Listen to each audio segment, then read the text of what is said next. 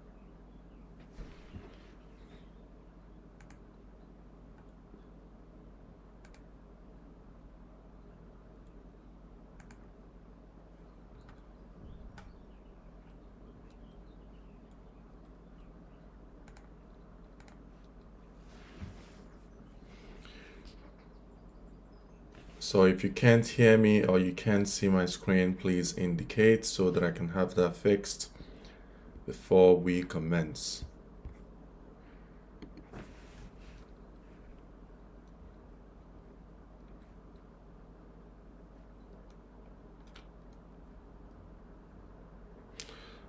Awesome. Thank you so much.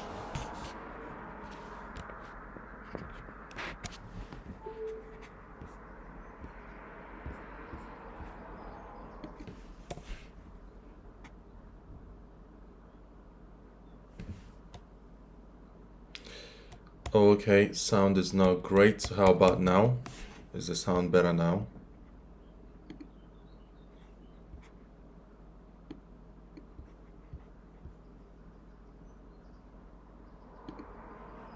I think the sound should be much better now. If you can't still hear me, please let me know so I can have that fixed.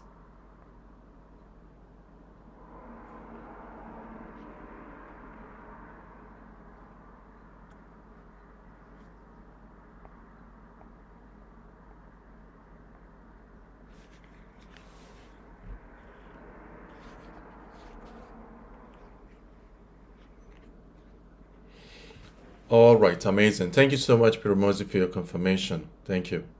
I do appreciate that.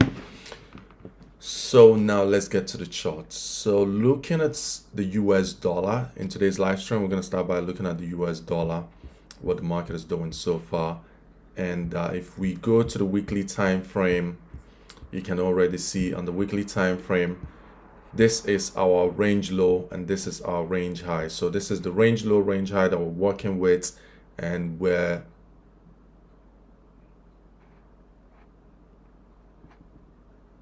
okay.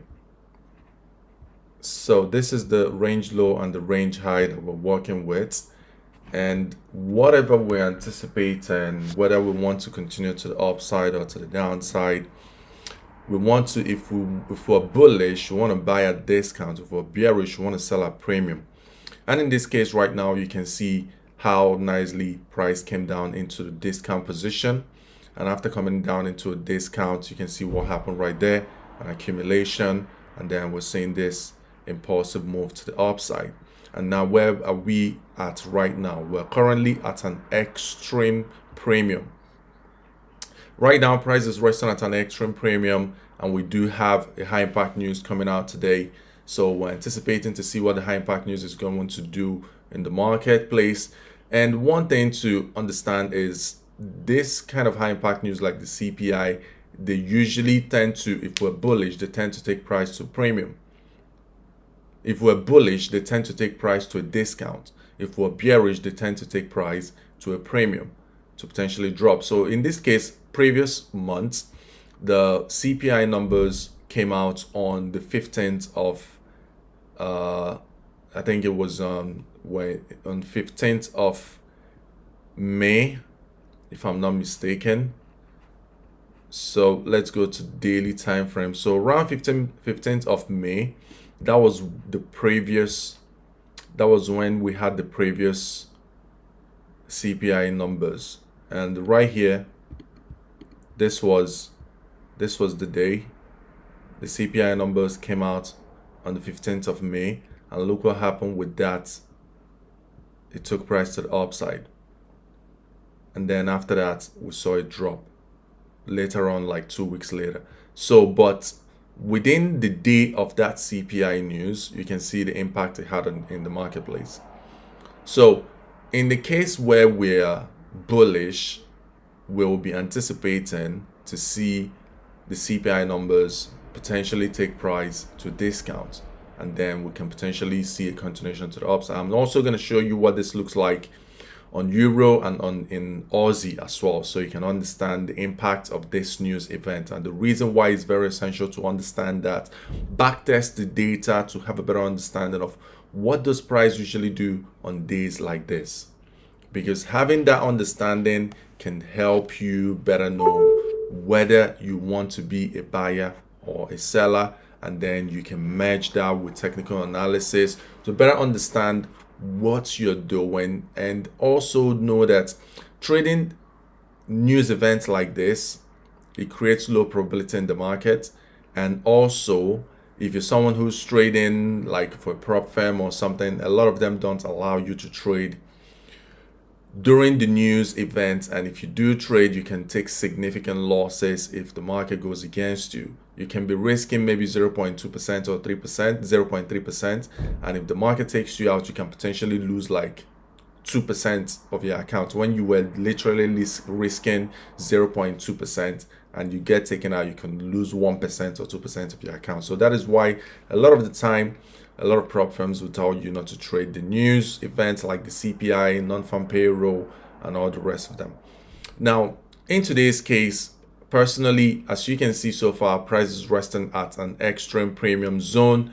Now we scale down to 4-hour time frame to really see what's resting right there, and you can see we have this high resistance liquidity, and we also have inefficiency resting right here as well. So two things are involved. If we're bullish on the dollar, then I would anticipate to see the CPI numbers explode price to the upside to potentially even run these buy side liquidities. Now if we're bearish on the dollar, I wouldn't be surprised to see the CPI numbers take price up to run this buy side liquidity, because anyone who was selling would have trailed their stop loss to this high, and then potentially dig into this inefficiency to wipe out anybody who was selling the dollar previously. Stop loss right here, wipe them out, and then potentially reverse to the downside. That is what I'm anticipating to see if we're bearish on the dollar. And also take note, we still have this low resistance liquidity resting right here. So if for any reason the dollar should reject from where we are right now to run buy side liquidity, this would be a very beautiful area, an easy target for the market to gravitate to. So this is what I'm watching. This is what I'm watching for the dollar. Personally, I still remain bullish on Euro, Aussie, and bearish on the dollar as well. So that being said, we're going to look at the Euro as well to see what the Euro is doing. So if we go to the Euro US dollar, right now you can see the Euro is going up because the dollar is going down. Now, if we look at the euro US dollar from the weekly time frame perspective, you can as well see how the euro US dollar had come to the downside last week after the non-farm payroll. We saw a huge decline on the euro US dollar. Now, what I'm working with is this range high and this range low on the weekly time frame. And if I'm using the Fibonacci from the high to the low, this right here is my extreme discount level. This right here is my extreme discount level.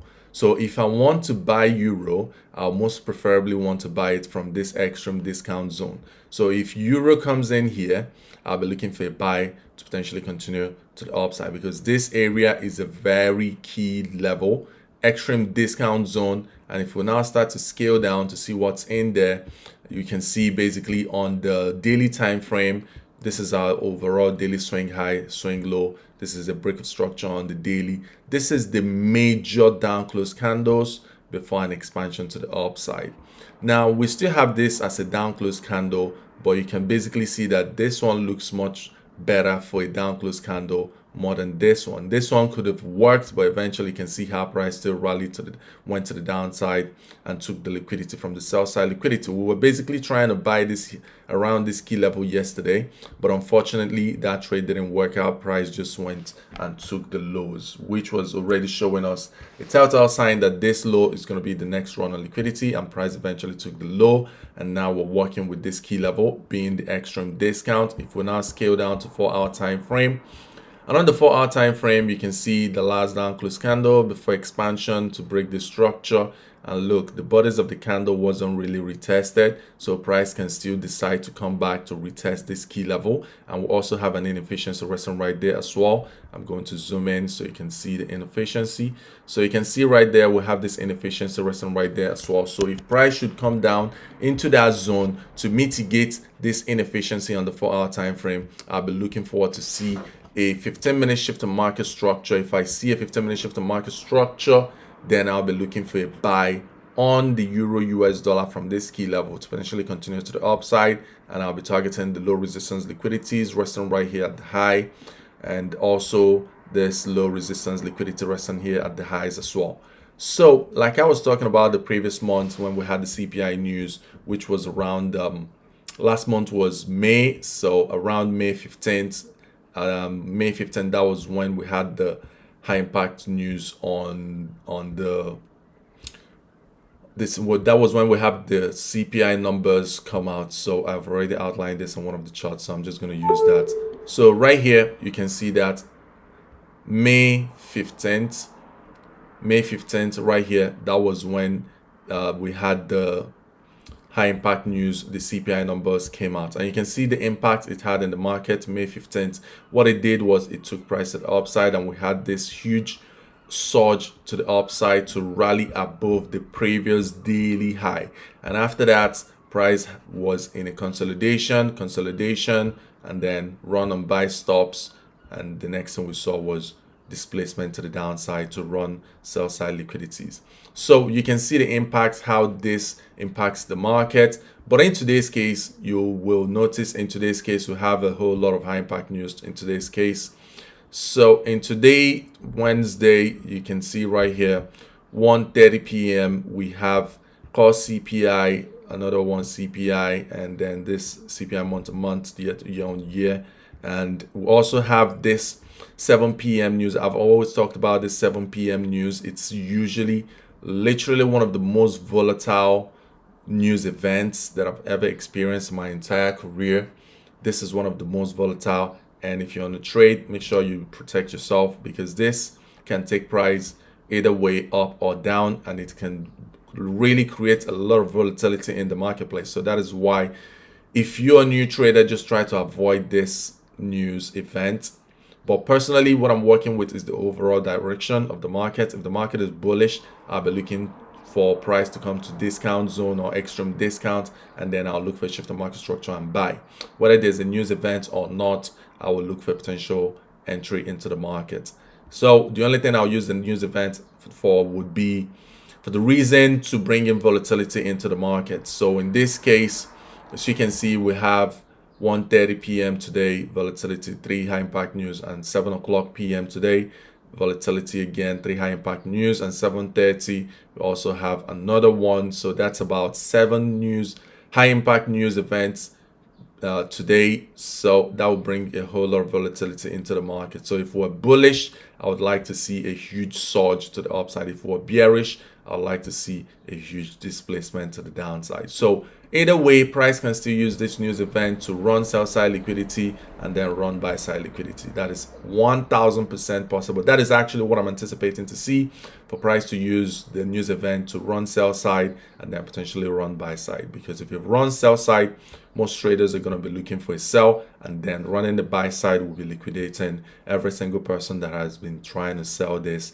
and who is already in a sell. That will potentially wipe them out, because some traders are actually going to be selling this in anticipation for it to run these lows, which is 1000% possible. But at the same time, you have to understand the market. The algorithm is going to do whatever it wants to do. It doesn't really matter what we traders are anticipating to see.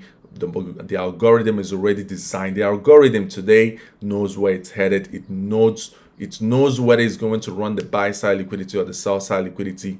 The only thing we as traders we do is to anticipate where it's going to go to, and then how to take opportunities to get into the market. So that being said, that is my analysis on Euro US dollar. If you do have any questions, feel free to drop it in the chat. So the next one, we're going to be looking at Aussie dollar. We're going to be looking at AUD US dollar to see what AUD US dollar is doing. So far, AUD US dollar, we tried to buy AUD US dollar yesterday. It took us out and eventually still continued higher. And it was quite an unfortunate trade. So I got in on AUD US dollar around here yesterday.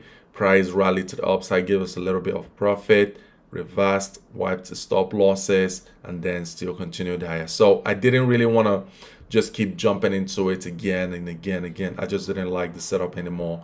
So I'm just being on the sidelines on Aussie, and I'm going to show you key level that I'm watching for Aussie dollar. If I'm to get into a buy trade on Aussie, this would be my potential area to buy Aussie. So for Aussie, as you can see, we have this low right here, and we'll have this high right here. That is my weekly range low and range high. So I'm anticipating for a potential continuation to the upside to run the buy side liquidity. But before that will happen, I would like to see price dig into a discount zone, even if it's one last time before potential continuation to the upside. And right here, you can see this is my equilibrium line. And then this right here, my extreme premium. Look at how nicely price came into that extreme premium. And after that mitigation, it displaced to the downside. So now displacing to the downside after mitigating an extreme premium, I would really love to see price mitigate at least a discount zone.